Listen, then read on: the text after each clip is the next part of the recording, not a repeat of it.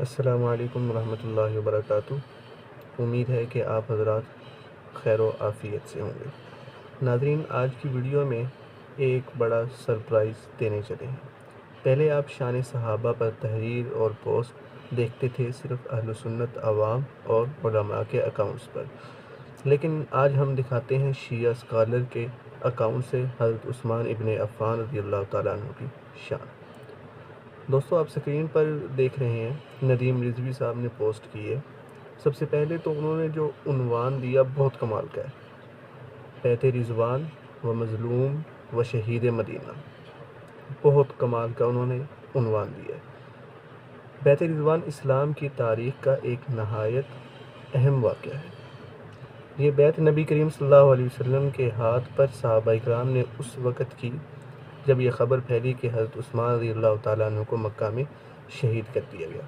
اس کا پس منظر 6 ہجری میں نبی کریم صلی اللہ علیہ وسلم تقریباً 1400 صحابہ اکرام کے ساتھ عمرہ کی نیت سے مکہ کی طرف روانہ ہوئے۔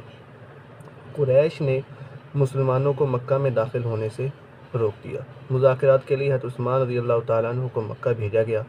کچھ دیر بعد یہ افواہ پھیل گئی کہ حضرت عثمان ابن عفان رضی اللہ تعالیٰ عنہ کو شہید کر دیا گیا۔ اس خبر پر نبی کریم صلی اللہ علیہ وسلم نے صحابہ سے جہاد اور ثابت قدمی کی بیعت لی۔ جہاد بھی کرنا ہے اور اس پر ثابت قدمی، اس کی بیعت لی۔ یہ بیعت ایک درخت کے نیچے ہوئی، اسی لیے اسے بیعت شجرہ بھی کہا جاتا ہے۔ اس کو بیعت رضوان بھی کہتے ہیں۔ رضوان کیوں کہتے ہیں؟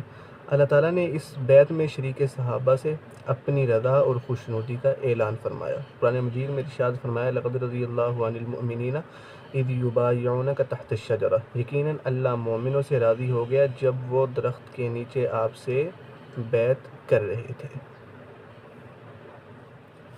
اسی نسبت سے اس کو بیعت رضوان کہا جاتا ہے۔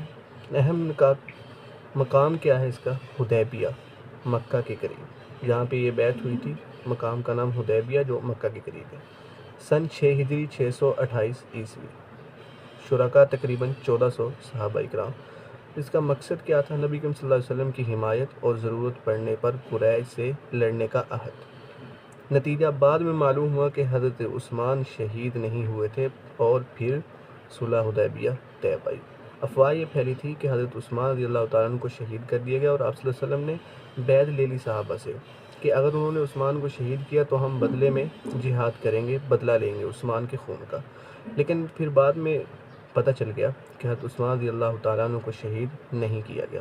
اس کی فضیلت، بیعت رضوان میں شامل صحابہ کو اسلام میں خاص فضیلت حاصل ہے، کیونکہ قرآن میں اللہ تعالیٰ نے ان کے ایمان اور اخلاص کی تعریف فرمائی ہے۔ دوستو، اب تک ہم یہی سنتے رہے کہ وہ نعوذ باللہ صحابہ اکرام کی توہین کرتے رہے ہیں، اور بہت سارے لوگ آج بھی کر رہے ہیں، لیکن الحمدللہ ہم کچھ اکاؤنٹس پر یہ بھی دیکھ رہے ہیں کہ وہ صحابہ اکرام کی توہین نہیں بلکہ صحابہ کی فضیلت بیان کرتے ہیں، جیسے کہ آپ ندیم رضوی کی یہ پوسٹ دیکھ رہے ہیں۔